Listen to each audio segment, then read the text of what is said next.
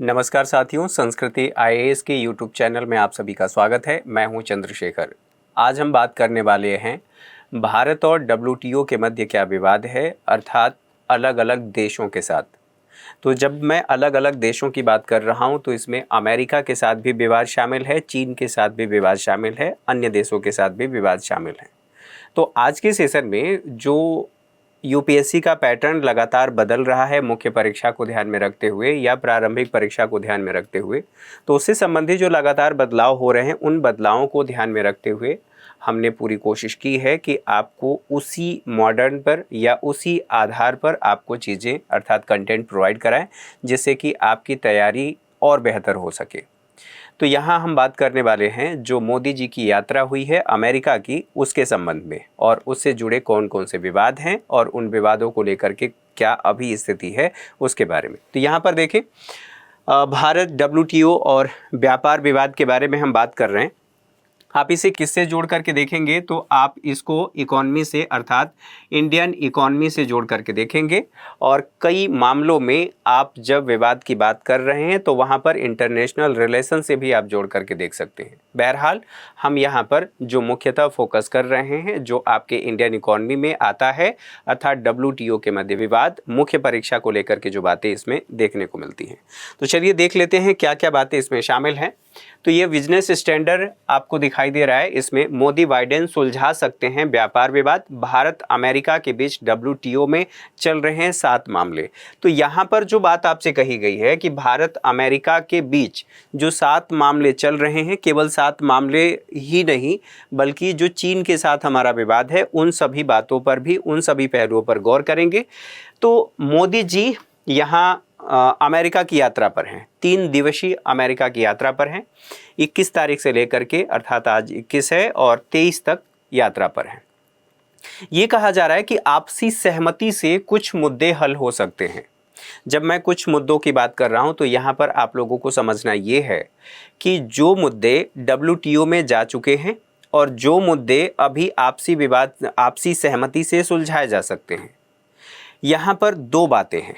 पहली बात, डब्ल्यूटीओ में मुद्दा चला गया है लेकिन कुछ ऐसे मुद्दे हैं जो डब्ल्यूटीओ के बाहर दोनों देश मिलकर के सुलझा सकते हैं आम सहमति से। अगर ऐसा होता है और दोनों के मध्य सहमति बनती है तो वो मुद्दे यहीं पर सुलझाए जा सकते हैं, फिर हमें डब्ल्यूटीओ के निर्णय की प्रतीक्षा नहीं करनी पड़ेगी। तो इससे संबंधित बातों को देख लेते हैं। तो यहाँ पर जो चर्चा हो रही है, चर्चा में है प्रधानमंत्री अमेरिका की राजकीय यात्रा पर हैं, डब्ल्यूटीओ में जो विवादित मुद्दे हैं उनको सुलझाने का प्रयास करेंगे। आप देख रहे हैं दोनों लोगों की स्माइलिंग फेस, ये जो बिडेन है, जो बाइडेन भी कई बार कहा जाता है, और बाकी जो दूसरी तस्वीर है उसे आप पहचान ही रहे हैं। बहरहाल जब हम डब्ल्यूटीओ की बात कर रहे हैं तो हमारे लिए ज़रूरी हो जाता है कि डब्ल्यूटीओ से संबंधित बातें जो हैं उनको एक बार समझ लें, फिर हम आगे बढ़ें तो डब्ल्यूटीओ के कार्य और उससे संबंधित जो जो बातें हैं वो हमारे समझ में आ जाएंगे। डब्ल्यूटीओ के बारे में बात ये होती है कि यह कैसा संगठन है अर्थात इसका स्वरूप क्या है। तो यह एक अंतर सरकारी संगठन है। जब अंतर सरकारी की बात आ रही है तो इसका मतलब यह है कि इसमें कोई एक देश सदस्य नहीं है, इसमें कई सारे सदस्य देश हैं, अर्थात देश का मतलब यहाँ पर सरकारों की भी बात की जा रही है, इसलिए यह एक अंतर सरकारी संगठन है। इसके साथ साथ बात यह है कि यह कार्य क्या करता है, तो अंतर्राष्ट्रीय व्यापार को नियमित और सुगम बनाने का काम करता है। नियमित अर्थात हमेशा चलता रहे और सुगम बना रहे। कोई ऐसा देश कुछ इस तरह से टैक्स या कुछ भी शुल्क न दे अपने देश के उत्पादकों को या निर्यातकों को, जिससे दूसरा देश प्रभावित हो और वैश्विक बाजार में जो प्रतिस्पर्धा है वो प्रभावित हो। तो यहाँ पर नियमित और सुगम बनाने का काम करता है। इसके स्थापना की बात करें तो 1994 में मराकेश समझौता हुआ था, उसी के अनुसार हुआ था, लेकिन आधिकारिक रूप से ये कार्य कब से शुरू किया तो 1 जनवरी 1995 से डब्ल्यूटीओ कार्य करना शुरू कर दिया। प्रतिस्थापित करने की बात करें तो जो टैरिफ, जिसे सामान्य भाषा में या सामान्य बोलचाल में आप गैट कहते हैं, जो 1948 में स्थापित हुआ था, उसको इसने प्रतिस्थापित किया था, अर्थात डब्ल्यूटीओ इसके स्थान पर आया था जो 1948 में स्थापित हुआ था। इसके मुख्यालय की बात करें तो जिनेवा में है। जिनेवा कहाँ पर है तो स्विट्जरलैंड में है। यहाँ पर आप इसके लोगो को देख सकते हैं, डब्ल्यूटीओ का लोगो है। इसी से जुड़ी कुछ और बातें, तो डब्ल्यूटीओ ने गैट की जगह क्यों ली, अब ये क्या कारण थे उनको समझ लेना जरूरी है। हालांकि यहीं पर उसी से संबंधित बातें बताई गई हैं। फिलहाल यहाँ पर टेक्स्ट फॉर्मेट में देख लेते हैं, फिर हम आगे बढ़ते हैं। तो जो गैट था केवल वस्तुओं के व्यापार को यह नियमित करने का, विनियमित करने का काम करता था। और अब जो व्यापार हो रहा है एक देश से दूसरे देश के मध्य, आप 1991 जो रिफॉर्म की बात करते हैं, और जब पहले की स्थिति थी अर्थात शीत युद्ध की स्थिति, उसके उस दौरान और उसके बाद की स्थितियां अब काफ़ी ज़्यादा बदल चुकी हैं। बदल इस संदर्भ में गई हैं कि केवल अब वस्तुओं का व्यापार नहीं हो रहा है, सेवाओं का भी आयात निर्यात हो रहा है। तो सेवाओं का आयात निर्यात हो रहा है, स्वाभाविक सी बात है। समय के अनुकूल हमें एक ऐसे संस्था की आवश्यकता थी जो न केवल वस्तुओं के व्यापार को विनियमित करे बल्कि सेवाओं के आयात निर्यात को भी विनियमित करे। तो यहाँ पर पहली बात ये थी कि यह वस्तुओं के व्यापार को विनियमित करता था। संस्थागत ढांचे का इसमें अभाव था। किसमें? गैट की बात की जा रही है। इसका मुख्य फोकस जो था वो कपड़ा और कृषि क्षेत्र से संबंधित जो आयात निर्यात होता था उसको विनियमित करने का काम करता था। यहाँ पर बात होती है कि विवाद समाधान तंत्र, तो इसमें एक मजबूत विवाद समाधान तंत्र का अभाव था, जिसके माध्यम से दो देशों के मध्य जो विवाद उत्पन्न हो रहे हैं उन विवादों को सुलझाया जा सके। स्वाभाविक सी बात है कि व्यापार में अर्थात वैश्विक व्यापार में टेंशन बढ़ेगी अर्थात विवाद बढ़ेगा। अब बात कर लेते हैं डब्ल्यूटीओ की। तो समझौते में शामिल मदें कौन कौन सी हैं? तो इसमें वस्तुओं का भी, सेवाओं का भी और कुछ अन्य जो बौद्धिक संपदाओं से संबंधित बातें हैं वो सब कुछ इसमें शामिल है। किसमें? तो डब्ल्यूटीओ में। बौद्धिक संपदा अधिकार, आप लोगों ने इंटेलेक्चुअल प्रॉपर्टी राइट के बारे में पढ़ा भी होगा। जैसे कि व्यापारिक जो व्यापार चिन्ह होते हैं उनके भी डिज़ाइन, अगर आपने कुछ बनाया उस पर आपका राइट है, कॉपीराइट है, तो उसका भी ये देखता है। आविष्कार आपने कुछ किया, उससे संबंधित व्यापार आप कर रहे हैं, तो ये सब कुछ डब्ल्यूटीओ के अंदर कवर होता है। अर्थात इनसे संबंधित जो विवाद हैं उन सभी विवादों को सुलझाने की कोशिश डब्ल्यूटीओ करता है। जैसे मान लीजिए मैंने कोई ऐसा एक वैक्सीन बनाया, जैसे कोविड-19 को आप याद कर सकते हैं। हालांकि वह भयावह दृश्य है, लेकिन अब इतिहास है तो याद करना ही पड़ेगा। इतिहास क्या, अभी प्रेजेंट भी है। तो कोविड-19 को रोकने के लिए लगातार पूरे विश्व में सभी देशों ने, जिनके पास क्षमता थी, वो उन्होंने प्रयास किया कि हम वैक्सीन बनाएं, इसकी दवाई बनाएं। अब किसी देश ने R&D किया, R&D का मतलब रिसर्च एंड डेवलपमेंट किया, और उसने उसका वैक्सीन बना लिया। तो जो R&D करने पर उसका खर्च आया, वो स्वाभाविक सी बात है वैक्सीन बनाने के बाद वो खर्च उस दवाई के माध्यम से निकालना चाहेगा। ऐसे में वो कॉपीराइट लेगा, पेटेंट लेगा। पेटेंट ले करके और जिस मूल्य पर वो चाहें, उचित मूल्य पर वो उस दवा को बेचेगा। अब उसी का कोई दूसरा देश या कोई दूसरा व्यक्ति कॉपी कर ले। कॉपी करने का मतलब उसकी जितनी भी थ्योरी हैं, उसकी जितने भी कंपोजिशन है, उसको कॉपी करके और उसका डुप्लीकेट बना करके मार्केट में बेचना शुरू किया। ऐसी स्थिति में जो व्यक्ति R&D करके इतना समय बर्बाद करके पैसा लगा करके जो कुछ भी उसने तैयार किया, उसकी मेहनत बेकार चली जाएगी। तो इसका मतलब ये है कि यहाँ पर इससे संबंधित जितनी भी बातें हैं वो सब कुछ डब्ल्यूटीओ देखने का काम करता है। तो यह एक होलिस्टिक अप्रोच लेकर के चलता है, बहुत सारी बातें इसमें शामिल है, और यह आज के संदर्भ में कम है। अर्थात इसमें जो प्रावधान है, इसमें जो मदें थी, जो क्षेत्र था, उसका दायरा कम था। इस वजह से यहाँ पर देखने को मिला। अगली बात आप यहाँ पर ये देखेंगे कि जब गैट बना था तो गैट में बहुत से ऐसे देश थे। जब हम द्वितीय विश्व युद्ध की बात करते हैं तो उसके बाद की स्थितियाँ, जब विचारधारा के आधार पर पूरा विश्व दो खेमों में बट गया था। एक खेमा पूंजीवादी था और एक खेमा जो समाजवादी विचारधारा उसका नेतृत्व कर रहा था, जैसे यूएसएसआर और अमेरिका की बात करते हैं तो अमेरिका पूंजीवादी, यूएसएसआर समाजवादी।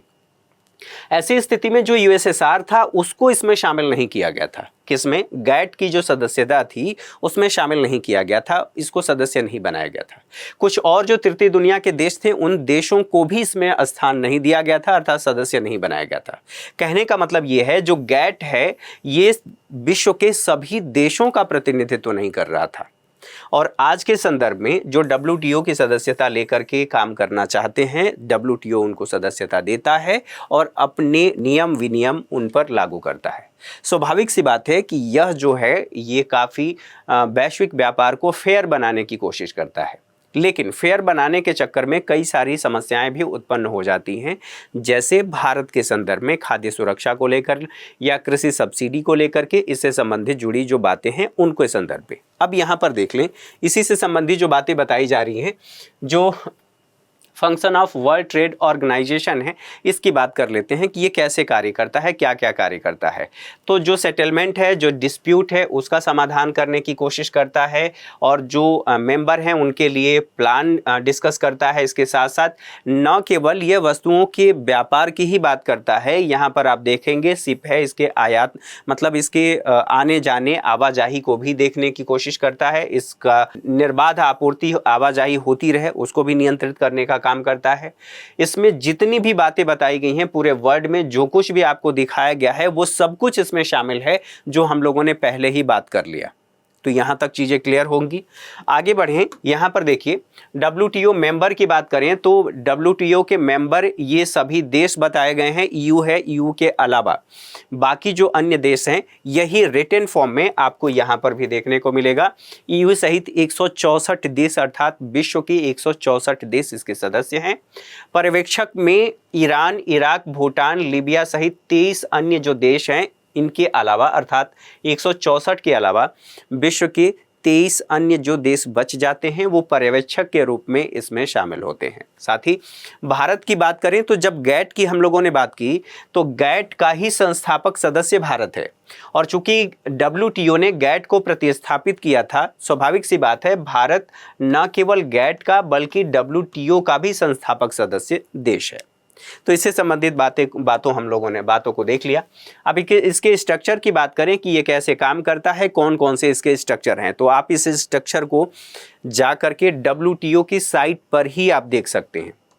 तो इससे संबंधित जितनी बातें हैं आप लोगों को यहाँ पर देखने को मिलेगा। देखिए, मिनिस्ट्रियल कॉन्फ्रेंस की बात होती है, जनरल काउंसिल की बात होती है, और जनरल काउंसिल के साथ साथ यहाँ पर देखिए डिस्प्यूट सेटलमेंट बॉडी है, ट्रेड पॉलिसी रिव्यू बॉडी है, और इसी के साथ साथ गुड्स काउंसिल है, इंटेलेक्चुअल प्रॉपर्टी काउंसिल है और सर्विस काउंसिल है। ये पूरा इसका स्ट्रक्चर है WTO का, जिसके माध्यम से यह कार्य करता है। और जैसा कि हमने पहले ही बात कर लिया कि यह विनियमित करने का काम करता है, सुगम बनाने का काम करता है। ठीक है, यहाँ तक तो बातें हो गई। अब मंत्री स्तरीय सम्मेलन की जब हम बात कर रहे हैं तो मंत्री स्तरीय सम्मेलन जो है ये सर्वोच्च प्राधिकरण है। अब सर्वोच्च प्राधिकरण ये इसका गठन कैसे होता है, तो जो WTO के सदस्य देश हैं उन सदस्य देशों से मिलकर इसका गठन होता है। जो सम्मेलन है, सम्मेलन की हम बात करते हैं कि इसका मंत्री स्तरीय सम्मेलन कब आयोजित किया जाता है, तो हर 2 वर्ष में मिलना आवश्यक है, अर्थात 164 देश जो इसके सदस्य हैं WTO के वो सभी मिलते हैं और इस सम्मेलन होती है। जो निर्णय होता है, अर्थात यहाँ पर अगर कोई मुद्दा आता है तो उस मुद्दे पर बहुपक्षीय व्यापार समझौते से संबंधित अगर कोई मुद्दा है तो निर्णय यहाँ पर लिया जाता है, सहमति से निर्णय लिया जाता है। अच्छा, यहाँ तक तो बातें हो गई। एक सामान्य परिषद है जिसके बारे में हम लोगों ने अभी बात किया है, उसका स्ट्रक्चर आपने देखा, जो महत्वपूर्ण है उसके बारे में हम बात कर रहे हैं। सामान्य परिषद कहाँ पर अवस्थित है? जेनेवा में अवस्थित है, स्विट्जरलैंड के जेनेवा में। WTO का सर्वोच्च जो निर्णय निकाय है इसी को कहा जाता है। ठीक है, साथ ही साथ इसकी जो बैठकें हैं वो नियमित रूप से होती हैं। और क्यों ये होती हैं? ताकि इससे संबंधित जो कार्य हैं उन सभी कार्यों को पूरा किया जा सके। अच्छा, अब इसके 2 निकायों के बारे में हम लोगों ने बात कर लिया, एक तो विवाद समाधान निकाय और दूसरा व्यापार नीति समीक्षा निकाय। तो यहाँ पर देखिए, विवाद समाधान की बात कर रहा है। समाधान तभी होगा जब 2 देशों के मध्य अगर कोई विवाद होगा तो विवाद समाधान। तो यहाँ पर किस पर बात होगी? प्रक्रियाओं का संचालन कैसे हो रहा है, किस प्रक्रिया का? तो उन प्रक्रियाओं के संचालन की बात होती है जिन प्रक्रियाओं के माध्यम से 2 देशों के मध्य अगर कोई विवाद है तो उनका समाधान किया जा सके। तो प्रक्रियाओं का संचालन किस लिए? विवाद के समाधान के लिए।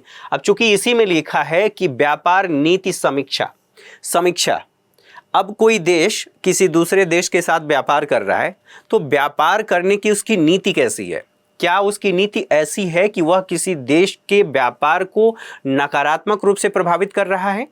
अगर नकारात्मक रूप से प्रभावित कर रहा है तो इसका काम यह है कि नियमित उसकी समीक्षा करे। किसकी समीक्षा करे? तो किसी भी देश की व्यापार नीतियों का। जैसे भारत अमेरिका के साथ व्यापार कर रहा है, भारत की नीति कुछ ऐसी है जिससे अमेरिका को नुकसान हो रहा है, या अमेरिका कुछ ऐसी नीति बनाया है जिससे भारत अगर वहां से वस्तुओं या सेवाओं का आयात करता है तो भारत नकारात्मक रूप से प्रभावित होता है। स्वाभाविक सी बात है, WTO की ये जो निकाय है यह उसकी समीक्षा करेगी और देखेगी कि उसकी नीति सही नहीं है, फिर उस पर जो भी कार्रवाई करना होगा या जो कुछ भी उसका समाधान हो सकता है वो कार्य किया जाएगा। तो यहाँ तक तो बातें हम लोगों ने समझ लिया कि क्या क्या बातें थीं WTO के बारे में। अब बात करते हैं आगे। तो भारत और WTO की बात करें तो WTO में अलग अलग देशों का स्टेटस है और विश्व में 3 तरह के देश माने जाते हैं। 3 तरह के देश कौन कौन से हैं?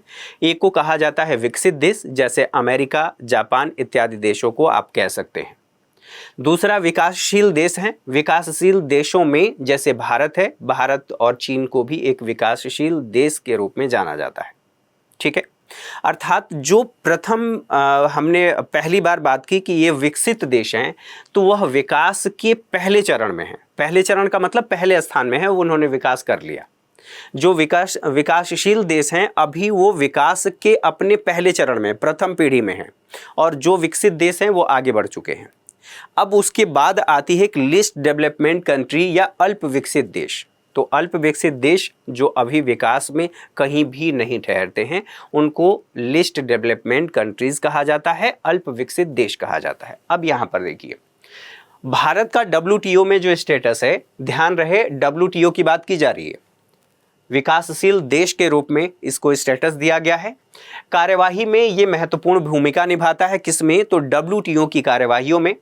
कार्य की बात करें तो विकासशील देशों की आवाज उठाने का कार्य करता है। कौन कार्य करता है? तो भारत अगर विकासशील देशों से संबंधित कोई मुद्दा आता है, उनके हितों को प्रभावित किया जाता है विकसित देशों के द्वारा, तो भारत उनकी आवाज बन करके और उनके पक्ष में उन सभी मुद्दों को उठाने की कोशिश करता है। तो यहाँ पर बात क्या की जा रही है? विकासशील देशों की आवाज उठाने का कार्य करता है।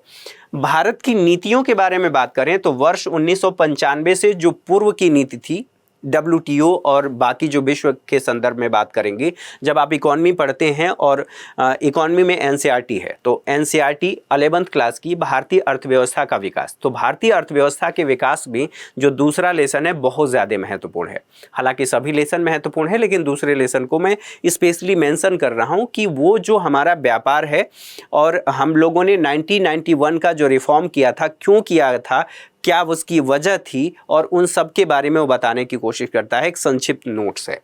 तो यहाँ पर बात की जा रही है 1995 से पूर्व हमने सुधार कब किया था, जिसे आप कहते हैं नई पीढ़ी का सुधार, LPG रिफॉर्म या न्यू इकोनॉमिक पॉलिसी आप कहते हैं। ठीक है, तो मोस्टली हम 1991 के सुधार की बात कर रहे हैं और इसे हम कह रहे हैं कि यह क्या है? LPG रिफॉर्म है। LPG, liberalisation, privatisation and globalisation, 1991 में किया गया था। ये क्यों किया गया था, अब इसको समझ लीजिए। हमने उस समय, चूंकि हमारा फॉरेक्स रिजर्व कम हो गया था, ये लंबी कहानी है, तो एक छोटी क्लास में पूरे सिलेबस को समेटना, मतलब एक पूरे लेसन को समेटना पॉसिबल नहीं है, इसलिए जो यहाँ पर आवश्यक है केवल उन बातों पर फोकस करते हैं। तो आयात प्रतिस्थापन की नीति भारत ने अपनाया था कब से? वर्ष 1995 से पहले, कि हम जिन वस्तुओं का आयात कर रहे हैं अर्थात इंपोर्ट कर रहे हैं, उनके हम सब्स्टिट्यूटरी गुड्स बना करके या वस्तु बना करके हम उसका जो आयात कर रहे हैं उसको बंद कर दें। जैसे क्या होता है कि कई बार जब सिगरेट महंगा हो जाता है तो लोग जो स्मोकिंग करते हैं उनको तो चाहिए ही, तो वो सिगरेट की जगह बीड़ी पर आ जाते हैं। तो उन्होंने क्या किया, जो सिगरेट है, सिगरेट को बीड़ी से प्रतिस्थापित कर दिया, भले ही कुछ समय के लिए। तो यहाँ पर वही बात हो रही है कि जो हमारे आवश्यकता की वस्तुएं हैं वो ज़रूरी तो हैं, लेकिन हमने क्या किया कि उसकी सब्स्टिट्यूट कुछ वस्तुएं हमने बनाना शुरू कर दिया, और इसी को हम कह रहे हैं कि आयात प्रतिस्थापन। दूसरे संदर्भ में समझ सकते हैं कि इस मार्कर की ज़रूरत हमें है, अब इस मार्कर को हम क्या कर रहे हैं, आयात कर रहे हैं। आयात के बदले हमें डॉलर देना पड़ रहा है, और डॉलर हमारी आवश्यकता है, क्योंकि अगर हमारे पास डॉलर नहीं रहेगा तो हम विश्व से जो हमारी आवश्यक वस्तुएं हैं वैश्विक बाजार से, उसको हम आयात नहीं कर पाएंगे। स्वाभाविक सी बात है, यहाँ पर समस्या है। अब उसको हमें डॉलर को संरक्षित रखना है ताकि हमारी जो आवश्यकता की वस्तुएं हैं जैसे तेल, उसको हम खरीद सके। अब क्या करेंगे, ये कह दें थोड़े समय के लिए कि यह उपभोग की वस्तु है, तो इस उपभोग की वस्तु को हम देखेंगे कि क्या हम बना सकते हैं भारत में। अगर बना सकते हैं तो इसका आयात हम नहीं करेंगे, हम बना लेंगे भारत में। ये है आयात प्रतिस्थापन। भारत रक्षात्मक अर्थात अपनी अर्थव्यवस्था को और अपने देश के उद्योगों को बचाने का कार्य इससे पहले तक कर रहा था। हालांकि मोस्टली आप 1991 से पहले की बात करेंगे। तो ये भारत की नीति थी। भारत ने परिवर्तन कब लाया, तो भारत परिवर्तन 1991 में लेकर के आया। क्यों लेकर के आया, उसका कारण ये था, भुगतान संकट हमारे पास उत्पन्न हो गया था। अब सवाल ये है कि भुगतान संकट क्या है। भुगतान संकट का मतलब ये है कि मान लीजिए ये ए नामक देश है, आप यहाँ पर यूएसए की बात कर लीजिए, ये यूएसए है और यहाँ पर हम इंडिया की बात कर रहे हैं। इंडिया, ये दो देश हैं। हम यहाँ से कुछ वस्तुओं का आयात कर रहे हैं। आयात करने का मतलब यह है कि यहाँ पर जो मुद्रा है उसको हम कह रहे हैं डॉलर, और यहाँ पर जो मुद्रा चलती है उसको हम कह रहे हैं रुपया। ठीक है, भारतीय हैं तो इतना तो जानते ही हैं, थोड़ा बहुत भी तो आपको पता है डॉलर डोमिनेट करता है वैश्विक बाजार में। ठीक है, वैश्विक रूप से एक्सेप्ट भी किया जाता है। अब इसके साथ हम व्यापार कर रहे हैं तो यहाँ पर रुपया तो हम देंगे नहीं, हमें भुगतान डॉलर में करना पड़ेगा। और यदि डॉलर में हमें भुगतान करना पड़ेगा तो ये डॉलर हमारे पास होना चाहिए, और डॉलर तब हमारे पास होगा जब हम अमेरिका को कुछ वस्तुओं का निर्यात करेंगे। मतलब यहाँ से अगर यहाँ पर वस्तुएं बेची जा रही हैं और हमारे अकाउंट में क्रेडिट हो रहा है तो वो डॉलर में कन्वर्ट होकर के आएगा। डॉलर में कन्वर्ट होकर के आएगा तो हमारे पास डॉलर ज़्यादा होगा, और डॉलर ज़्यादा होगा तो इस देश के से अगर हम कुछ वस्तुएं मंगा रहे हैं तो स्वाभाविक सी बात है हम डॉलर में पेमेंट कर पाएंगे। अब उस स्थिति की कल्पना करिए कि हमारे पास डॉलर कम है, हमारे पास डॉलर नहीं है, तो क्या कौन सी स्थिति होगी, हमारे पास भुगतान का संकट होगा। कैसा संकट, आवश्यक वस्तुओं के आयात को लेकर के। हमारे पास तेल नहीं होगा तो फिर हमारा विकास बाधित हो जाएगा। आपके घर में अगर एक दिन पानी ना आए तो पूरा सिस्टम खराब हो जाता है। अब सोचिए आपको ऑफिस जाना है, पेट्रोल ना मिले, और पेट्रोल मिले भी तो उसकी कीमतें बहुत ज़्यादा हों। ऐसी स्थिति में क्या करेंगे, फिर आप तो सरकार को गाली देंगे। तो यहाँ पर भुगतान का संकट हमने देखा था 1991 से पहले, फिर हमने 1991 में सुधार किया। तो यहाँ पर जो अवसर थे और लाभ, उन खतरों को ध्यान में रखते हुए हमने सुधार किया। सुधार करने के बाद बात ये आती है कि इसका उद्देश्य क्या था, तो बहुपक्षीय व्यापार में शामिल होना। बहुपक्षीय व्यापार किसके साथ, विश्व के साथ, अमेरिका के साथ, जापान के साथ, ब्रिटेन के साथ, ऑस्ट्रेलिया के साथ, किसी भी देश के साथ व्यापार करने में हम शामिल होंगे, व्यापार में हम शामिल होंगे, तो उसको हम कह रहे हैं कि बहुपक्षीय व्यापार में शामिल होने के लिए अगर हम 91 का रिफॉर्म नहीं किए होते तो फिर हम ये नहीं कर पाते, क्योंकि ग्लोबलाइजेशन नहीं होता। यहाँ पर देखिए हमने कहा था LPG, liberalisation, privatisation and globalisation. अर्थात ग्लोबलाइजेशन का मतलब ये है कि विश्व की अर्थव्यवस्था के साथ अपनी अर्थव्यवस्था को जोड़ देना।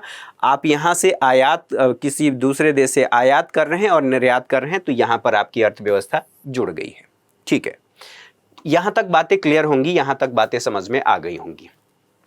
अब व्यापार विवाद जो 7 मुद्दे चर्चा में हैं उनको हम एक बार देख लेते हैं। तो मोस्टली जो चीन के साथ विवाद है उन विवादों को एक बार देख लेते हैं। चीन के हमने 59 जो एप्लीकेशन है, मोबाइल एप्लीकेशन, उनको हमने भारत में प्रतिबंधित कर दिया था कि आप इसका इस्तेमाल नहीं करेंगे, हम इसका इस्तेमाल नहीं करेंगे। यहाँ तक कि 5G की नेटवर्क की भी बात हुई। ठीक है, अब इसकी वजह से हुआ क्या था, चीन को बहुत ज़्यादा नुकसान हुआ। और नुकसान हुआ तो ये चीन, चूँकि वो भी सदस्य है, भारत भी सदस्य है, तो ये तो व्यापार को बाधित करने वाली बात हो गई, सेवाओं को बाधित करने वाली बात हो गई। तो चीन WTO में लेकर के गया और उसने ये कहा इस मुद्दे को लेकर के कि भैया यह WTO के सिद्धांतों के खिलाफ है। WTO क्या करता है, नियमित करने का काम करता है, सुगम बनाने का काम करता है। यहाँ पर उसने कहा कि यह WTO के सिद्धांतों के खिलाफ है साथ ही साथ बाजार अर्थव्यवस्था के खिलाफ है। बाजार अर्थव्यवस्था, मार्केट इकोनॉमी क्या है? जहां पर जो आपूर्ति और आप कह सकते हैं डिमांड एंड आपूर्ति, इसको हम कहते हैं बाजार की शक्तियां। तो बाजार की शक्तियां अर्थात बाजार यह तय करता है कि किसी वस्तु की कितनी डिमांड है, आपूर्ति होगी, कैसे होगी, नहीं होगी, ये सब सारी चीज़ें बाजार तय करता है। तो बाजार अर्थव्यवस्था की बात की जा रही है। तो बाजार अर्थव्यवस्था के सिद्धांतों के खिलाफ है। यहाँ पर प्रतिस्पर्धा की भी बात होगी, डिमांड एंड सप्लाई की भी बात होगी। ठीक है, तो एक तो ये बात है। दूसरी बात ये है पीस क्लॉज से संबंधित मुद्दे। अब पीस क्लॉज क्या है? तो पीस क्लॉज की हम बात कर रहे हैं तो दोहा दौर में 2013 की बात है, वहीं पर एक पीस क्लॉज की बात हुई थी। अब पीस क्लॉज क्या है यहां पर समझ लेते हैं। सब्सिडी की सीमा के उल्लंघन का मुद्दा यहां पर आया था। अब सब्सिडी के उल्लंघन का मुद्दा कहां पर आया था? यहां पर कहा गया था जो देश हैं खाद्यान्न खरीद कार्यक्रम जो है विकासशील देश, वो क्या करते हैं? अब इसको थोड़ा सा पृष्ठभूमि में जाकर के समझ लेते हैं।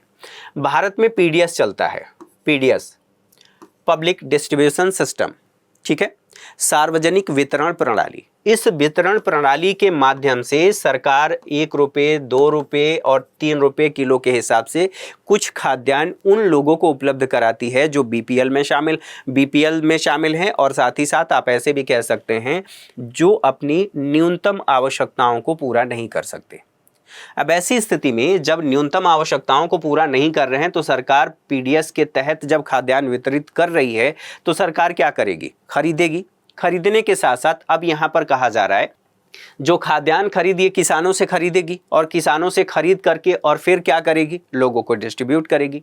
तो यहाँ पर कहा गया सब्सिडी की सीमा का यहाँ पर उल्लंघन देखने को मिला। और यहाँ पर बात हुई जो चावल है, ठीक है, यहाँ पर 10% सब्सिडी दी जा सकती है। लेकिन भारत जो टोटल सब्सिडी दे रहा था उत्पादन लागत, अगर चावल के उत्पादन लागत को हम देखें तो आज जिस चावल के उत्पादन की बात कर रहे हैं, धान के उत्पादन की बात कर रहे हैं, चावल तो बाद में होता है, ठीक है, हम टोटल उत्पादन लागत का 13% दे रहे हैं। तो यहाँ पर 3% ज़्यादा है। यहाँ पर विवाद शुरू हो गया। ये मामला डब्ल्यूटीओ के सदस्यों के द्वारा ये उठाया गया था कि जो विकासशील देश हैं खाद्य खरीद कार्यक्रम और खाद्यान्न खरीद कार्यक्रम के साथ साथ ये भी कहा गया कि भारत ने क्या किया, पीस क्लॉज लागू करने वाला पहला देश बना, और पीस क्लॉज लागू करके जो 2013 में आया था उसके माध्यम से छूट देने की कोशिश की गई कि इन देशों को छूट दिया जाएगा अस्थायी समाधान होने तक। अस्थायी समाधान है, अस्थायी समाधान जब तक इस पर सहमति नहीं बन जाती है इस मुद्दे का समाधान नहीं हो जाता। तो भारत ने इसे लागू किया और ये देना जारी रखा। एक तो ये विवाद है। और ये कब देना शुरू किया था? तो भारत इसे लागू करने वाला वर्ष 2018-19 में पहला देश बना था, विश्व का पहला देश। अब यहाँ पर एक एमएसपी का मुद्दा आता है। एमएसपी का मुद्दा क्या आता है? मिनिमम सपोर्ट प्राइस, ठीक है। यहाँ पर आप लोगों ने एमएसपी से संबंधित अगर बातें नहीं समझी है तो आप जा करके इसी यूट्यूब पर सर्च करेंगे, एमएसपी से संबंधित बातें यहाँ पर मेरे द्वारा इसी यूट्यूब चैनल पर दिया गया है, ठीक है। और मेंस को पूरा कवर करते हुए आप वहाँ पर देख सकते हैं। तो एमएसपी जो है उसकी अवधारणा अंबर बॉक्स के अंतर्गत है, और अंबर बॉक्स के अंतर्गत आने का मतलब ये है 3 बॉक्स होते हैं, उसमें से अंबर बॉक्स भी है, और अंबर बॉक्स के तहत जो कुछ भी सब्सिडी दी जाती है सरकारों के द्वारा या किसी सरकार के द्वारा, जैसे बिजली हो गया, खाद्यान्न पर हो गया, इत्यादि इत्यादि, उसकी बात की जा रही है, वो इसको इसमें शामिल कर लिया जाता है कि यह अंबर बॉक्स में आएगा। और इस मुद्दे को लेकर के लगातार भारत से सवाल जवाब होता है। अब कृषि सब्सिडी वर्तमान का कोटा जो बताया गया है, इसके आधार पर यह कहा गया कि ये जो कोटा निर्धारित किया जाता है कि कितना होगा, कितनी सब्सिडी आप देंगे कृषि के क्षेत्र में, इसका जो आधार वर्ष है, आप लोगों ने इकोनॉमी में पढ़ा होगा, जब रियल जीडीपी और नॉमिनल जीडीपी की जब बात करते हैं तो वहां पर आधार वर्ष आता है। अब मान लीजिए हम ये कह रहे हैं कि हम कृषि सब्सिडी देंगे, तो ठीक बात है, लेकिन देने के लिए हमारा आधार वर्ष कौन होगा? तो ये बताया गया है कि 1986 और 88, 1986 और 88 में क्या रुपए का मूल्य आज के बराबर ही था? नहीं था। जो महंगाई देखने को मिल रही है आज, वो क्या महंगाई उस समय थी? नहीं थी। स्वाभाविक सी बात है, इस समय के हिसाब से जब आप तुलना करेंगे कि जो हमारा उत्पादन लागत है वो काफी ज्यादा आपको बढ़ा हुआ प्रतीत होगा। इसको आधार माना जाता है, अर्थात 1986-88 के मूल्य स्तरों पर ये आधारित है और इसीलिए यहाँ पर भी समस्या होती है और भारत को कहा जाता है कि भारत बहुत ज़्यादा सब्सिडी देता है। स्वाभाविक सी बात है, यहाँ पर भी समस्या है। साथ ही यहाँ पर देखें, भारत का पक्ष ये है जो अंबर बॉक्स है उसको खत्म कर देना चाहिए, क्योंकि भारत विकासशील देश है और ये जो आधार बताया गया कि जितना करीब होगा आधार वर्ष उतना ही वह लॉजिकल होगा और उतना ही हम सही डिसीजन ले पाएंगे। भारत का ये पक्ष है, इसलिए भारत कहता है कि इसको खत्म कर देना चाहिए। कारण क्या है? खाद्य सुरक्षा कार्यक्रम इससे प्रभावित होता है, जो मैंने वहां पर बताया था और यहाँ पर भी आप जोड़ करके देखेंगे। खाद्य सुरक्षा कार्यक्रम के लिए जो मैंने आपको बताया कि भारत सरकार खरीदता है किसानों से और खरीद करके जो हमारा एफसीआई है उसके माध्यम से डिस्ट्रीब्यूट करने का काम करता है, जिनके पास न्यूनतम संसाधन नहीं है जिससे कि अपनी आवश्यकताओं को पूरा कर सके। अब आकलन मौजूदा मूल्य स्तर पर करना चाहिए। पीडीएस जारी रखने की अनुमति होनी चाहिए। हालांकि भारत को अनुमति है, पीस क्लॉज जो था उसके तहत भारत इसे जारी रख सकता है, लेकिन ये अस्थायी समाधान है, अस्थायी समाधान नहीं है। दूसरी बात, जो विकसित देश हैं अस्थायी समाधान नहीं चाहते हैं, क्योंकि उनका ये कहना है कि अगर स्थायी समाधान हो जाएगा तो ये देश फिर वैश्विक बाजार में प्रभावी हो जाएंगे। तो इससे संबंधित जो बातें थी यहाँ पर हम लोगों ने समझ लिया। अब बात आती है मत्स्य सब्सिडी की। मत्स्य सब्सिडी की जब हम बात कर रहे हैं तो डब्ल्यूटीओ में मत्स्य पालन को लेकर के सब्सिडी कम करने को लेकर के समझौता नवीनतम मसौदे को खारिज करने की बात यहाँ पर आई थी। अब यहाँ पर देखें, भारत का ये कहना था कि डब्ल्यूटीओ में मत्स्य पालन से संबंधित जो सब्सिडी कम करने की बात की जाती है, जो भारत सब्सिडी देता है, उसके लिए नवीनतम जो मसौदा लाया गया था उस मसौदे को भारत ने खारिज कर दिया। अब भारत किस आधार पर खारिज कर रहा है इसको समझना ज़रूरी है। अब यहाँ पर मैं आप लोगों को मैप पर लेकर के चल रहा हूँ। यहाँ पर देखिए, ये लेब्राडोर की धारा, ये जो लेब्राडोर सी है यहाँ से लेब्राडोर की धारा आती है और लेब्राडोर की धारा ठंडी जल धारा है। यहाँ से गल्फ स्ट्रीम की धारा आती है और गल्फ स्ट्रीम की जो धारा है वो गर्म धारा है। यहाँ से ठंडी धारा, इधर से, यहाँ पर देखें, इधर से जो आ रही है वो गर्म जल धारा है और इधर से ठंडी जल धारा है, और यहाँ से जो आ रही है चूंकि विषुवत रेखा का प्रभाव है तो इधर से जो आएगी वो गर्म जल धारा होगी। ये दोनों जलधाराएं एक जगह पर मिलती हैं जिसे ग्रांड बैंक कहते हैं, और ग्रांड बैंक में स्थितियां यहाँ पर एक शैवाल होता है, जिस शैवाल को खाने के लिए बड़े पैमाने पर मछलियाँ आती हैं और जब खाती हैं तो उनका प्रोडक्शन भी ज़्यादा होता है। प्रोडक्शन ज़्यादा, लोकेशन गलत हो सकता है, थोड़ा लेफ़्ट राइट हो सकता है, लेकिन जो बता रहा हूँ उसको समझिए। जो ग्रांड बैंक है वहां पर एक अनुकूल परिस्थिति उत्पन्न होती है, चूंकि ठंडी जलधारा, गर्म जलधारा, इसकी वजह से यहाँ पर बहुत सारी मछलियाँ पाई जाती हैं। और ये जो देश हैं आप देखेंगे, ये नॉर्वे हैं, जो कई सारे देश हैं, वो देश यहाँ से मत्स्यन बड़े पैमाने पर करते हैं। इसको आप देखेंगे यहाँ पर भी वही अनुकूल परिस्थितियाँ। तो कहने का मतलब ये है कि यहाँ पर जो मत्स्यन के लिए अनुकूल परिस्थितियाँ उत्पन्न हो रही हैं वो पूरे विश्व में नहीं है। भारत के साथ भी ऐसी स्थिति नहीं है। तो यहाँ पर बड़े पैमाने पर नेचुरली उत्पादित हो रही हैं मछलियाँ, और मछलियों पर अगर यहाँ पर भी उतनी ही सब्सिडी दी जाए, और भारत के संदर्भ में हम बात कर रहे हैं, यहाँ पर भारत को देखिए, भारत के लिए उतनी अनुकूल दशाएं नहीं हैं, तो भारत को तो मत्स्य को उत्पादित करने के लिए ज़्यादा सब्सिडी देनी पड़ेगी, क्योंकि यहाँ पर लागत ज़्यादा होगा। यहाँ पर लागत कम होगा क्योंकि यहाँ पर अनुकूल परिस्थितियाँ पहले से मौजूद हैं। तो भारत का ये कहना है कि ऐसा हम नहीं कर सकते, जो नवीनतम मसौदा दिया गया है उसके अनुसार हम नहीं चल सकते, क्योंकि हमारे पास जो उत्पादन की व्यवस्था है और उत्पादन की जो अनुकूल परिस्थितियां हैं उन देशों की अपेक्षा कम है। स्वाभाविक सी बात है, हम इसको स्वीकार नहीं करते। तो एक तो ये विवाद है। भारत का तर्क ये है कि नॉर्वे जैसे विकसित देश हैं उनके पक्ष में है अगर ये मसौदा, जो नवीनतम मसौदा है, अगर उस पर हम काम करते हैं तो। दूसरी महत्वपूर्ण बात यहाँ पर देखें, अगला जो है अपीली निकाय सुधार की बात आती है। यहाँ पर विशेष और विभेदक उपचार की बात। तो विशेष और विभेदक जो उपचार है, अनुकूल उपचार प्रदान करने पर सहमति बनी थी दोहा दौर में, और ये कहा गया था जो विकासशील देश हैं उन देशों को विकसित देश कुछ उपचार उपलब्ध कराएंगे, कुछ संसाधन उपलब्ध कराएंगे। विकसित देशों का विरोध है कि भारत और चीन जैसी उभरती अर्थव्यवस्थाएं हैं, ये अर्थव्यवस्थाएं लगातार उभर रही हैं, इसलिए हम इनको ये सब जो विभेदात्मक उपचार अधिकार है, अर्थात उनके हक में हम नहीं दे सकते। तो एक तो मुद्दा यहाँ पर है। दूसरी बात ये आती है सतत विकास लक्ष्य उन्मुख व्यापार संबंधी जो मुद्दे हैं उन मुद्दों को लेकर के। तो इन बातों को समझने के बाद अब बात कर लेते हैं व्यापार विवाद के 7 मामले कौन कौन से हैं। ये 7 मामले केवल भारत और अमेरिका के मध्य नहीं है, हम उन 7 मामलों की बात कर रहे हैं जो WTO में भारत से संबंधित है। इसमें चीन से भी संबंधित मुद्दा है। तो यहाँ पर देखें भारत ने क्या किया था कि जो पूर्वी लद्दाख क्षेत्र में हमारा उसके साथ टेंशन चल रहा है और जैसे ही शुरुआत हुई उन सभी बातों को ध्यान में रखते हुए भारत में एक लहर चली और लहर को ध्यान में रखते हुए भारत सरकार ने भी जो मोबाइल एप्लीकेशन थे 59 कुल मोबाइल एप्लीकेशन थे, इन सभी मोबाइल एप्लीकेशन को भारत ने प्रतिबंधित कर दिया। प्रतिबंधित करने के लिए भारत जो सूचना मंत्रालय है उसकी बात करें और IT एक्ट 69A के तहत भारत सरकार ने ये कहा कि दरअसल ये जो एप्लीकेशन है यह भारत की संप्रभुता और अखंडता को नुकसान पहुंचा सकते हैं, ये हमारे लिए ठीक नहीं है, इसलिए हम इनको प्रतिबंधित करते हैं। भारत ने प्रतिबंध लगाया और उसे जारी रखा। अब इस बात को लेकर के जो चीन है वो WTO में गया और ये कहा कि दरअसल यह WTO में ना जाकर के उसने ये कहा कि WTO के सिद्धांतों के खिलाफ है। WTO के सिद्धांतों के खिलाफ कैसे है इसको समझना ज़रूरी है। दरअसल आज के संदर्भ में अगर हम बात करें तो विश्व की लगभग सभी अर्थव्यवस्थाएं बाजार अर्थव्यवस्था को एडॉप्ट कर रही हैं या एडॉप्ट कर चुकी हैं।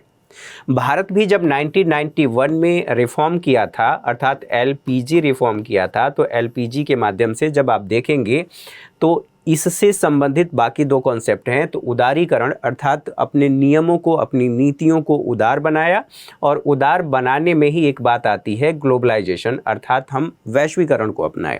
वैश्वीकरण को अपनाने का मतलब ये है कि हम विश्व की अन्य अर्थव्यवस्थाओं से और वैश्विक बाजार से अपनी अर्थव्यवस्था को जोड़ रहे हैं। जोड़ने का मतलब यह है कि वस्तुओं की निर्बाध आवाजाही सुनिश्चित हो और जब हम उससे जोड़ रहे हैं तो यहीं पर बात आती है बाजार अर्थव्यवस्था को और हम कैसे समझ करके इसको समझ पाएंगे। तो यहाँ पर बाजार जो अर्थव्यवस्था है वहाँ पर सरकार का न्यूनतम हस्तक्षेप होता है। ये जो अर्थव्यवस्था है या ये जो व्यवस्था है यह मांग और आपूर्ति पर कार्य करती है। मांग और आपूर्ति का मतलब यहाँ पर ये है कि बाजार की शक्तियां निर्धारित करती हैं सभी आर्थिक क्रियाओं को, सभी आर्थिक क्रियाओं अर्थात मांग और आपूर्ति को। तो इस आधार पर यह कहा जा रहा है कि जब हम ग्लोबलाइजेशन को अपना चुके हैं और विश्व अर्थव्यवस्था से अपने आप को जोड़ चुके हैं, ऐसी स्थिति में इस तरह के प्रतिबंध किसी भी देश से संबंधित जो एप्लीकेशन है या जो सेवाएं हैं उनको प्रतिबंधित नहीं किया जाना चाहिए। और ये यही काम करता है WTO कि जो नियम है वैश्विक व्यापार से संबंधित उनकी निगरानी भी करता है और उनको विनियमित करने का काम करता है ताकि ये जो व्यापार हैं व्यापार ये होते रहें, उनको सरल बनाया जा सके। तो ऐसी स्थिति में चीन ने कहा कि ये इसके सिद्धांतों के खिलाफ है, ऐसा भारत को नहीं करना चाहिए। भारत ने अपने कंसर्न को ध्यान में रखते हुए ऐसा किया था। तो इससे संबंधित जो बातें थी चीन को लेकर के आप लोगों ने समझ लिया। अब बात ये आती है पीस क्लॉज से संबंधित मुद्दे क्या हैं। तो पीस क्लॉज को समझने से पहले आप यहाँ पर ये समझ लें कि ये कहा गया है कि सब्सिडी की सीमा के उल्लंघन की बात यहाँ पर आ रही है विकासशील देशों के खाद्य खरीद कार्यक्रम को ध्यान में रख करके और WTO के सदस्य देशों द्वारा ये बात की जा रही है। अब ये मसला पूरा क्या है इसको समझते हैं।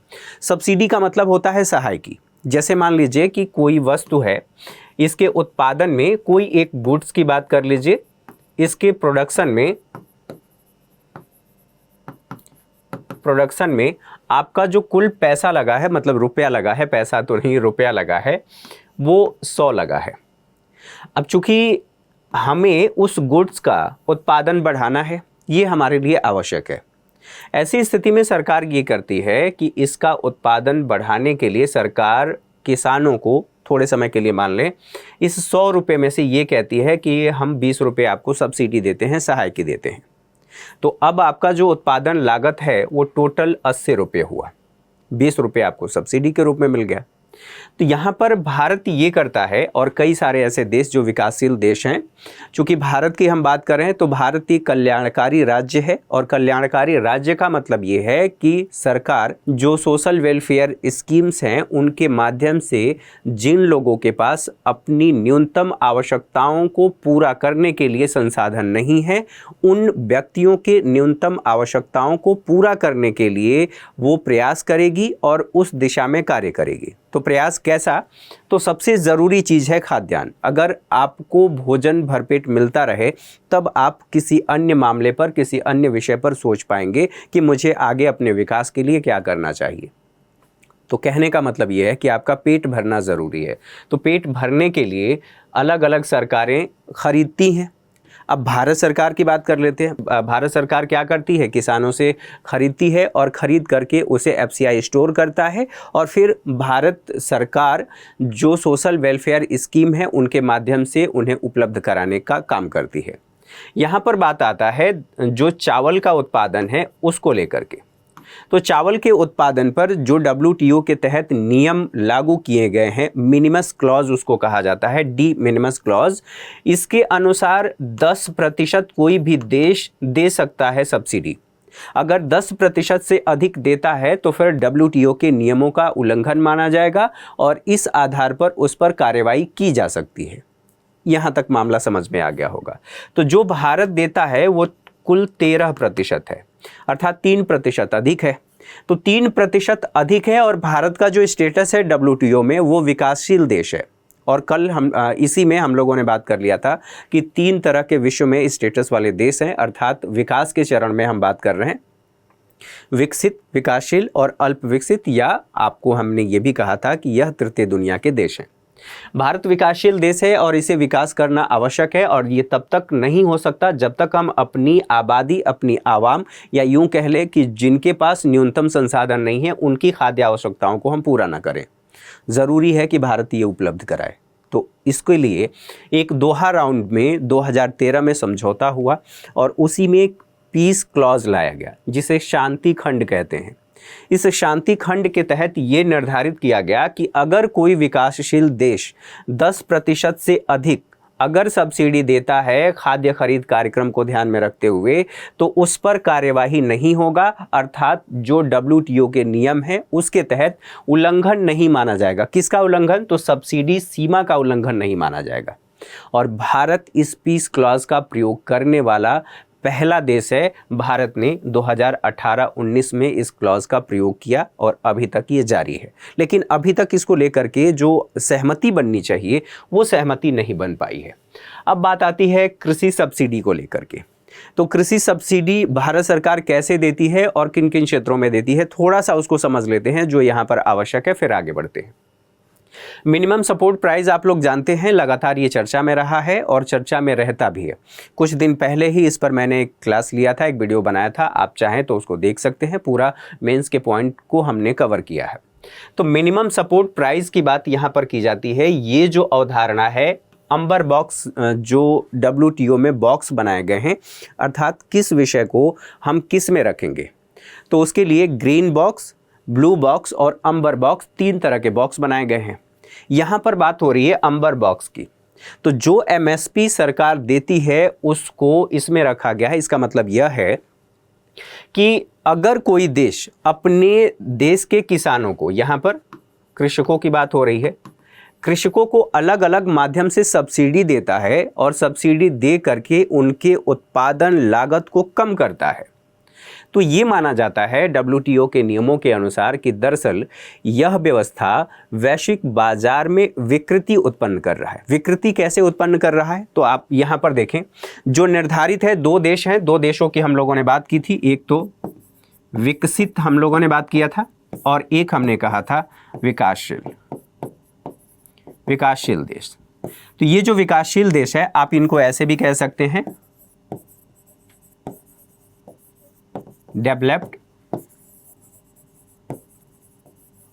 Developing country. तो भारत एक डेवलपिंग कंट्री है। इनके लिए ये निर्धारित किया गया है कि आप जो देंगे अपने किसानों को सब्सिडी, वो टोटल 5% होना चाहिए, उत्पादन लागत का 5%। ठीक है। जो विकासशील देश हैं उनके लिए कहा गया है कि यह 10% होना चाहिए। अब भारत क्या करता है कि अलग अलग माध्यम से अपने किसानों को सब्सिडी देता है। जैसे मान लीजिए थोड़े समय के लिए बिजली पर सब्सिडी दी जाती है, ठीक है, खाद पर, ठीक है, और बीज पर, इत्यादि इत्यादि माध्यमों से एमएसपी भी दी जाती है।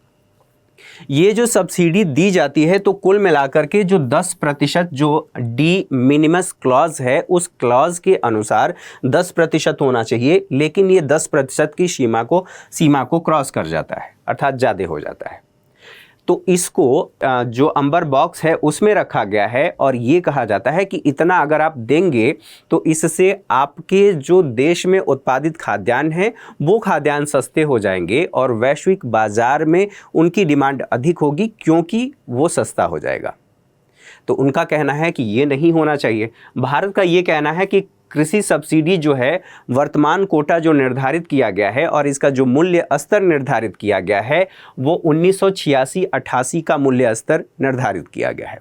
आप लोगों ने पढ़ा होगा, जब जीडीपी आप पढ़ते हैं तो आप लोगों ने करेंट प्राइस की बात की होगी और आप लोगों ने ये भी पढ़ा होगा कि आधार वर्ष के आधार पर हम निकालते हैं कि मूल्य क्या है, ठीक है। अब यहाँ पर देखें, किसी भी चीज़ को निर्धारित करने के लिए अगर आप मान रहे हैं कि यहाँ पर महंगाई बढ़ रही है या इन्फ्लेशन बढ़ रहा है तो आप इसके लिए कोई आधार वर्ष मानेंगे। जैसे मान लेते हैं 2011-12 और इसी के आधार पर मतलब 2011-12 में उन वस्तुओं का मूल्य क्या था और उसके मुकाबले आज उन वस्तुओं का मूल्य क्या है, तो आप मान रहे हैं।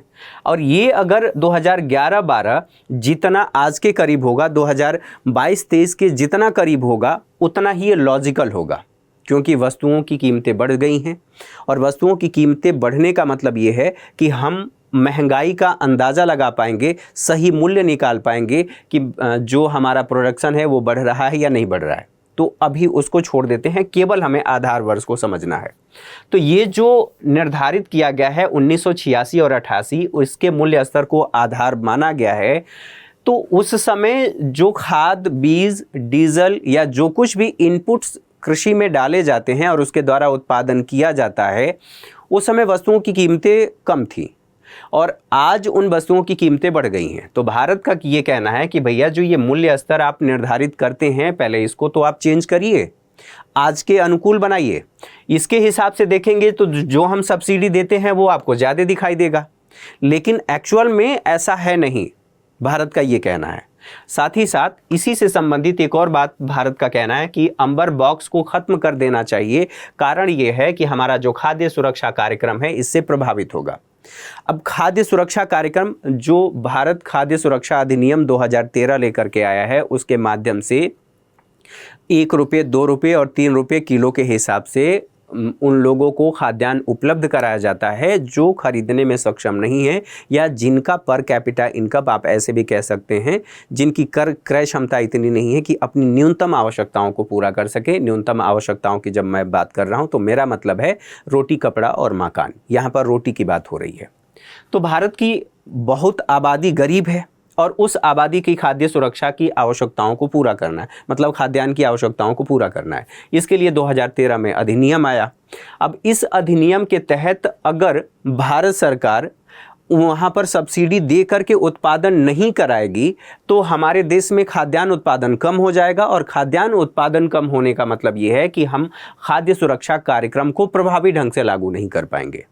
तो भारत को ये कहना है कि अगर आप इसे जारी रखेंगे और इसे नहीं चेंज करेंगे, जो 1986 से लेकर के 88 है आधार वर्ष जिनके आधार पर आप निर्धारित करते हैं, ये हमारा प्रभावित होगा। और यदि ये हमारा प्रभावित हुआ तो इसका मतलब ये है कि हम जो डेवलपिंग कंट्री हैं, डेवलपिंग कंट्री ही रह जाएंगे, हम अपने स्टेटस को बदल नहीं पाएंगे, अर्थात विकासशील से हम विकसित अर्थव्यवस्था में नहीं तब्दील हो पाएंगे।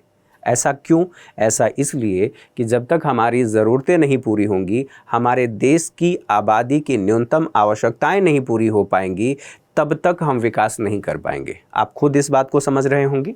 साथ ही साथ भारत का ये कहना है कि आकलन मौजूदा मूल्य स्तर पर होना चाहिए और पीडीएस अर्थात पब्लिक डिस्ट्रीब्यूशन कार्यक्रम को जारी रखने की अनुमति होनी चाहिए। हालांकि भारत सरकार को यह मिला हुआ है कि पीस क्लॉज के तहत इसे जारी रख सकता है, लेकिन भारत का ये कहना है कि इसमें बदलाव होना चाहिए।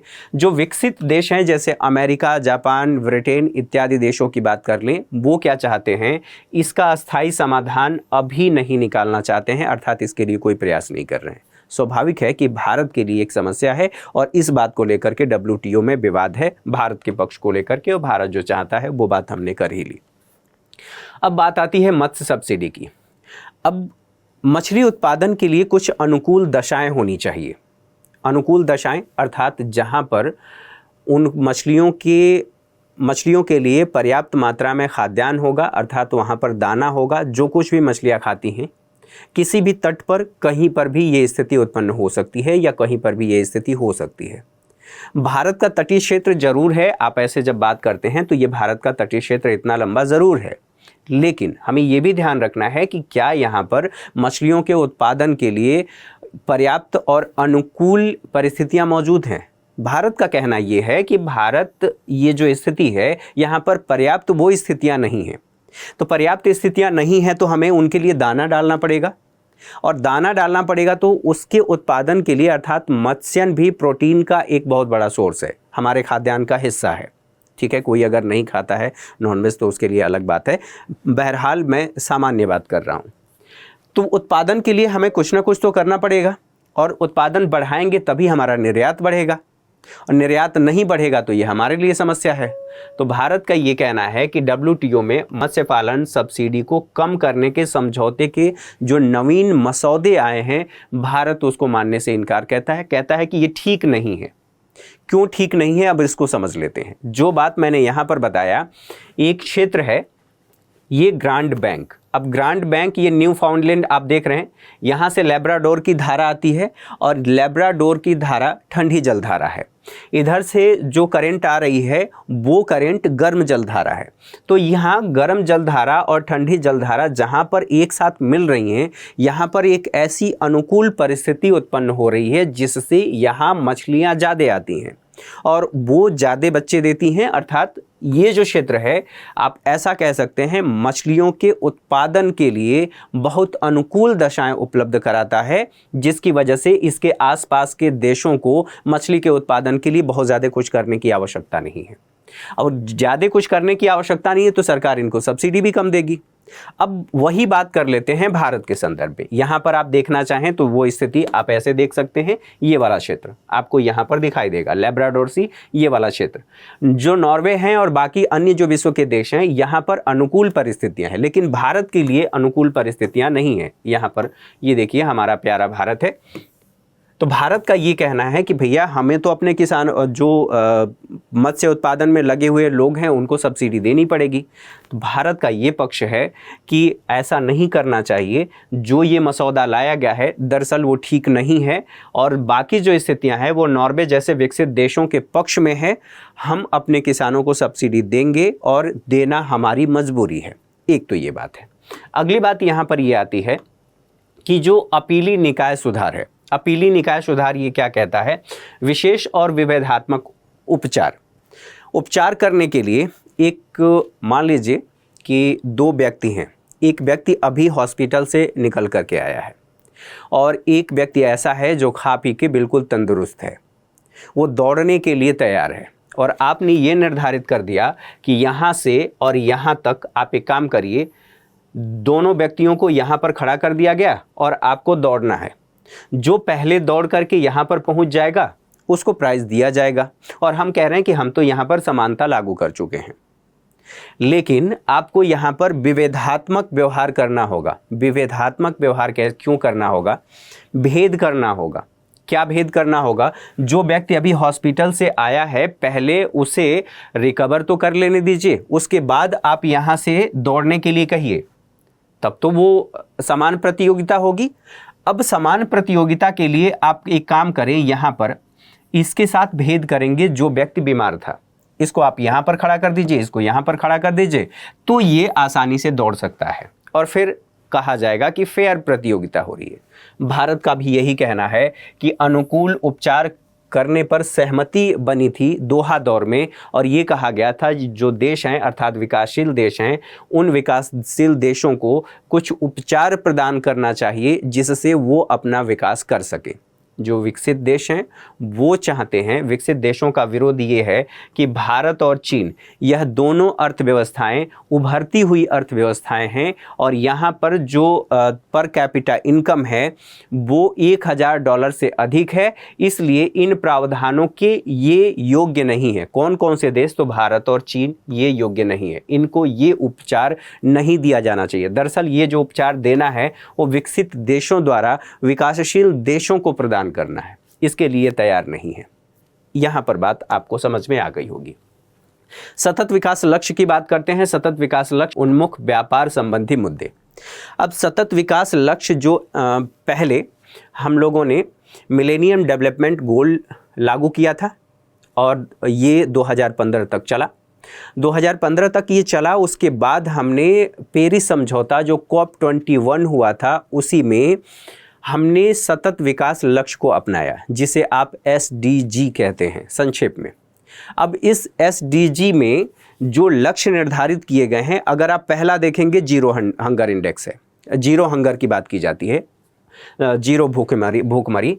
उसी में आप 9वां देखेंगे SDG संख्या 9, तो SDG संख्या 9 इकोनॉमिक ग्रोथ के साथ इंफ्रास्ट्रक्चर की बात करता है, अर्थात अवसंरचना डेवलप करना। 8वें को देखिए और 9वें को देखिए, और देखने के साथ आप कल्पना करिए कि किसी भी देश के आर्थिक विकास की आप बात करते हैं। आर्थिक विकास तब होगा और आर्थिक विकास की गति तेज तब होगी जब आपके देश में अवसंरचना होगी। अवसंरचना का मतलब सामान्य भाषा में समझिए, जो परिवहन व्यवस्था है वो दुरुस्त होनी चाहिए। आप यहाँ पर थोड़े समय के लिए मान लीजिए ये A नामक स्थान है, यहाँ से यहाँ पर आपने उत्पादन किया और आपको B नामक स्थान पर ले जाना है। आपने 100 रुपये का सामान उत्पादित किया और आपको यहाँ से ट्रांसपोर्टेशन का खर्च देना पड़ा 50 रुपये। अब आपकी वस्तु कितने की हो गई? एक तो इसमें समय लगा, और समय लगने के साथ साथ अब टोटल जो आपकी वस्तु की लागत हो गई 150 रुपये। अगर ये समय और यहाँ पर परिवहन की व्यवस्था अगर दुरुस्त होती, हमारे पास विकल्प होगा, तो ये हो सकता है कि 120 रुपये हो जाए, ये 150 ना हो करके 120 हो जाए। ऐसी स्थिति में हमारी वस्तुएं सस्ती होंगी, और सस्ती होंगी तो इसका मतलब यह है कि वैश्विक बाजार में हम प्रतिस्पर्धा कर पाएंगे। तो प्रतिस्पर्धा करने के लिए ज़रूरी है कि हमारी कनेक्टिविटी, अर्थात आप ऐसे कह सकते हैं अवसंरचना बेहतर हो। अवसंरचना बेहतर करने के लिए जब पुल बनाया जाता है या कोई भी ब्रिज बनाया जाता है, उसमें बड़े पैमाने पर स्टील और एल्युमिनियम का प्रयोग किया जाता है। बिना स्टील का प्रयोग करके जो सरिया लगाया जाता है, आप किसी ब्रिज को नहीं बना सकते। अगर बनाना चाहें तो आप बना सकते हैं, गिरेगा कब ये आप लोग सोच लीजिए। हम क्या करते हैं, हम आयात करते हैं स्टील, और स्टील आयात कहाँ से कर रहे हैं? तो हम USA से कर रहे हैं। US की सरकार ने क्या किया था, जो एल्युमिनियम था, जो पहले से निर्धारित दरें थी, जो शुल्क था वो बढ़ा दिया था, और अर्थात पहले से जो चल रहा था वो तो चल ही रहा था, उस पर 10% और जोड़ दिया, अर्थात 10% हमें एक्स्ट्रा और भुगतान करना है। और हमारी आयात की आवश्यकता है, हमें अवसंरचना विकसित करनी है तो हमें मंगाना ही है।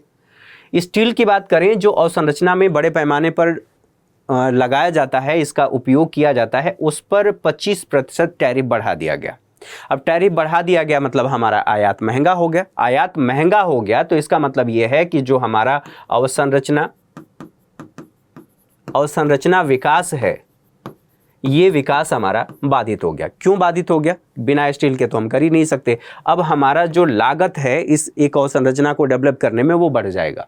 बढ़ने का मतलब ये है कि भारत का जो सतत विकास है वो प्रभावित होगा, क्योंकि SDG संख्या 9 इंफ्रास्ट्रक्चर की बात करता है, और बिना इंफ्रास्ट्रक्चर के, मजबूत इंफ्रास्ट्रक्चर के, आप इकोनॉमिक ग्रोथ नहीं कर सकते। एक तरफ आप SDG की बात कर रहे हैं और दूसरी तरफ आप टैरिफ लगा रहे हैं। तो भारत का ये कहना है कि भैया इसे हटा लो, अगर नहीं हटाओगे तो ये मुद्दा मैं लेकर के जाऊंगा कहाँ पर? WTO में। तो भारत और अमेरिका के मध्य एक ही अभी विवाद है। ठीक है, आगे बढ़ते हैं और कुछ और विवाद, जैसे निर्यात सब्सिडी का मुद्दा। अब क्या किया जाता है कि कोई भी देश, जैसे पहले हम लोगों ने बात किया निर्यात के लिए हमें अगर निर्यात करना है तो वैश्विक बाजार में वही वस्तु प्रतिस्पर्धा कर सकती है जो वस्तु सस्ती हो और उसकी क्वालिटी अच्छी हो। अर्थात हम कम मूल्य पर क्वालिटेटिव अगर प्रोडक्ट प्रदान कर रहे हैं तभी हम मार्केट में प्रतिस्पर्धा कर पाएंगे।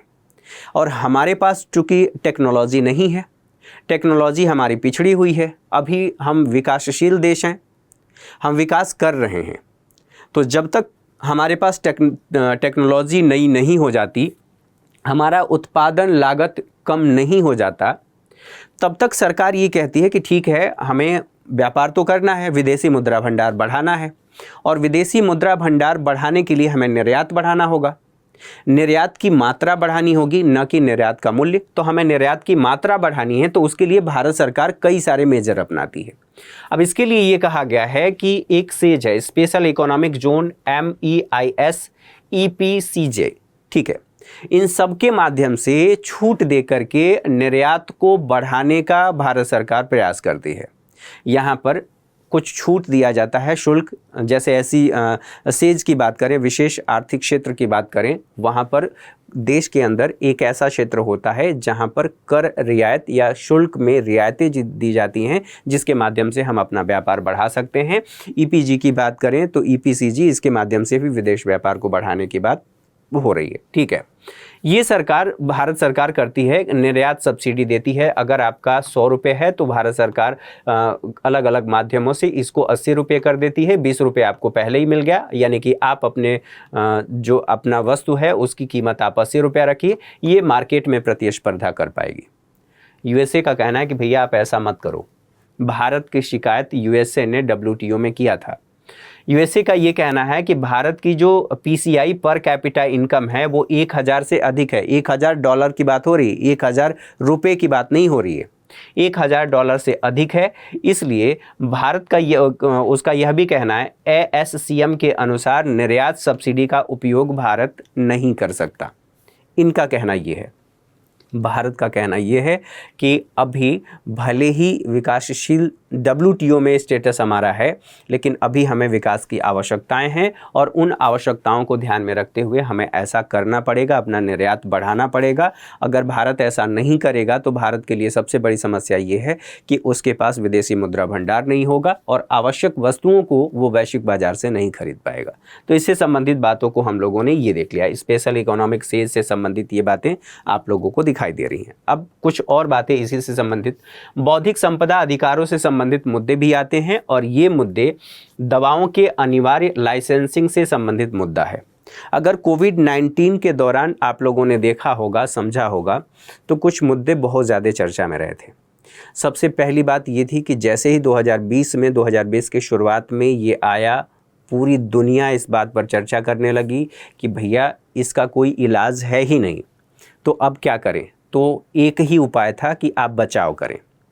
धीरे धीरे R&D विश्व के सभी देश करना शुरू किए और इस दिशा में हमने वैक्सीन बना लिया। वैक्सीन बनाने का मतलब ये है कि उसमें बड़े पैमाने पर हमने निवेश किया, मतलब कोई भी देश, भारत ही नहीं कोई भी देश। R&D करने का मतलब रिसर्च एंड डेवलपमेंट, कि कौन सी वैक्सीन कौन सी कितनी मात्रा में और कितना कारगर होगी। उसमें जाहिर सी बात है समय लगेगा, पैसा खर्च होगा। तो जो पैसा खर्च होगा वो कंपनी जो बनाई है या जो व्यक्ति बनाया है वो अपना पैसा निकालना चाहेगा, तो उसके लिए वो पेटेंट ले लेगा। पेटेंट अर्थात वही बना सकता है उस दवा को, और कोई नहीं बना सकता। स्वाभाविक सी बात है, उसकी डिमांड बढ़ेगी और उसको लाभ होगा। जो उसने लगाया है उसका प्रॉफिट वो लेगा। भारत ने ये कहा था कि जो विश्व के अन्य देश हैं, जैसे दक्षिण अफ्रीका के देश या लैटिन अमेरिकी देश, इनके पास उतनी कैपेसिटी नहीं है। एक तो इनकी पर कैपिटा इनकम कम है और उनके पास टेक्नोलॉजी भी नहीं है और न ही एजुकेशन का वो लेवल है कि ये वहाँ पर रिसर्च एंड डेवलपमेंट करके वैक्सीन बना सके। तो अब उनके पास विकल्प क्या है? उनके पास विकल्प ये है कि वो वैक्सीन का आयात कर लें। लेकिन समस्या उसमें भी है कि उनकी जो इनकम है इतनी नहीं है कि वो आयात भी कर लें। उनको चाहिए सस्ती दरों पर वैक्सीन मिल जाए।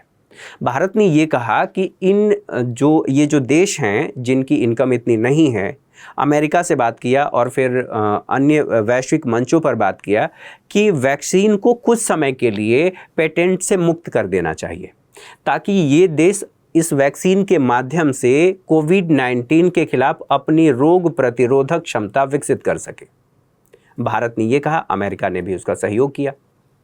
अब यही बात आती है कि जो दवाओं के अनिवार्य लाइसेंसिंग का मुद्दा है, कोई भी व्यक्ति जो R&D करके बनाया है वो व्यक्ति क्यों छोड़ना चाहेगा। अब भारत क्या करता है, जेनरिक मेडिसिन के क्षेत्र में उस पेटेंट से संबंधित और उसके जो कंपोजिशन होते हैं, जो किसी भी मेडिसिन को बनाने की विधि होती है, उन विधियों को लेकर के और उसमें थोड़ा बहुत बदलाव करके और उसे जेनरिक मेडिसिन के नाम से सस्ती दरों पर बेच देता है। अब चूंकि कोई कंपनी बनाई है तो वो कंपनी लाभ लेने के लिए वो अपना मूल्य अधिक रखेगी, स्वाभाविक सी बात है।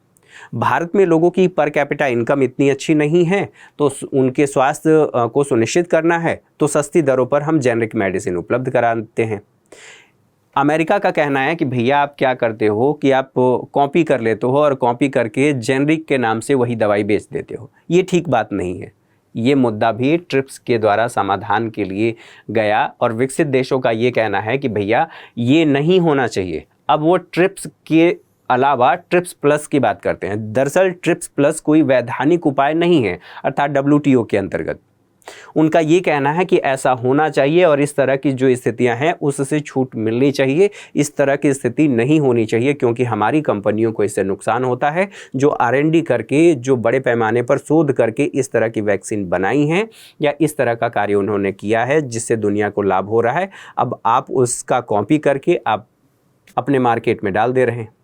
तो एक ये भी मुद्दा है इससे संबंधित जो विवाद का विषय बना हुआ है। अब बात ये होती है, जो सारी बातें हमने समझी, WTO की हमने चर्चा की, तो इसका उद्देश्य क्या है। तो WTO के उद्देश्यों में हालांकि हमने पहले ही भी बात कर ली है, फिर भी एक बार यहाँ पर देख लेते हैं। नियमों को निर्धारित करना और उसे लागू करना, किससे संबंधित, तो अंतर्राष्ट्रीय व्यापार को विनियमित करने के लिए, उसे सरल बनाने के लिए ये काम करता है। ठीक है। एक मंच प्रदान करना। अब आप अगर कोई बात आपको कहनी है, अमेरिका से कोई बात कहनी है, तो आप यहाँ से जा कर के थोड़ी कहेंगे कि भैया पहले ट्रंप थे अब जो बाइडन, मेरी बात सुनो, मैं आपसे कुछ विरोध करना चाहता हूँ। तो विरोध करने के लिए कोई ना कोई एक मंच तो होना चाहिए। तो ये मंच भी प्रदान करता है कि अगर कोई सदस्य देश जो WTO का है, वैश्विक व्यापार में यदि विकृति उत्पन्न करता है, तो फिर ये व्यापार उदारीकरण के विस्तार से संबंधित बातचीत करने के लिए और बातचीत के साथ साथ निगरानी करने के लिए एक मंच प्रदान करता है। और ये इसका उद्देश्य है ताकि व्यापार के उदारीकरण का विस्तार किया जा सके, व्यापार को उदार बनाया जाए, जिससे सभी देश एक दूसरे देशों से व्यापार कर सके और सबको उससे लाभ हो सके। एक तो ये बात है। दूसरी बात, जो व्यापार विवाद है उसका समाधान करना दो देशों के मध्य या दो से अधिक देशों के मध्य हो सकता है। निर्णय प्रक्रियाओं में पारदर्शिता को और बढ़ाने की बात करता है, जिससे दो देशों के मध्य कम से कम विवाद उत्पन्न हो और जो भी निर्णय लिया जाए वो पारदर्शी तरीके से लिया जाए WTO में। जो अंतर्राष्ट्रीय आर्थिक संस्थाएं हैं उनके साथ सहयोग करना, जैसे कि वैश्विक आर्थिक प्रबंधन की बात होती है, जिससे विश्व में वैश्विक आर्थिक प्रबंधन को और बेहतर किया जा सके। साथ ही सहयोग करने की बात होती है, किसको सहयोग करने, तो विकासशील देशों को। किस संदर्भ में, तो वैश्विक व्यापार प्रणाली को और सुगम बनाने के संदर्भ में सहयोग करने की भी बात करता है। अब इससे संबंधित बातों को समझने के बाद, देखने के बाद निसंदेह आपकी एक समझ विकसित हो गई होगी। आपने इसको समझ लिया होगा कि कौन कौन से विवाद हैं, उन विवादों के कौन से पहलू हैं, भारत क्या चाहता है, और वो दरअसल 7 विवाद कौन से हैं जो हमारे लिए महत्वपूर्ण है, आपके लिए महत्वपूर्ण है। चूँकि मुख्य परीक्षा में इससे संबंधित सवाल बनाए जा सकते हैं। लगातार UPSC का ट्रेंड बदल रहा है, तो उस बदलते पैटर्न के अनुसार यह आप लोगों के लिए लाभदायक सिद्ध हो सकता है। आज के सेशन में मेरे साथ इतना ही। अगली क्लास में मुलाकात होगी, तब तक के लिए नमस्कार, ढेर सारी शुभकामनाएं। जाते जाते एक मैसेज और कि आप हमारे चैनल को सब्सक्राइब जरूर करें, बेल आइकन को ज़रूर प्रेस करें ताकि लेटेस्ट वीडियो के नोटिफिकेशन आप लोगों तक पहुंचते रहे। Thank you for watching.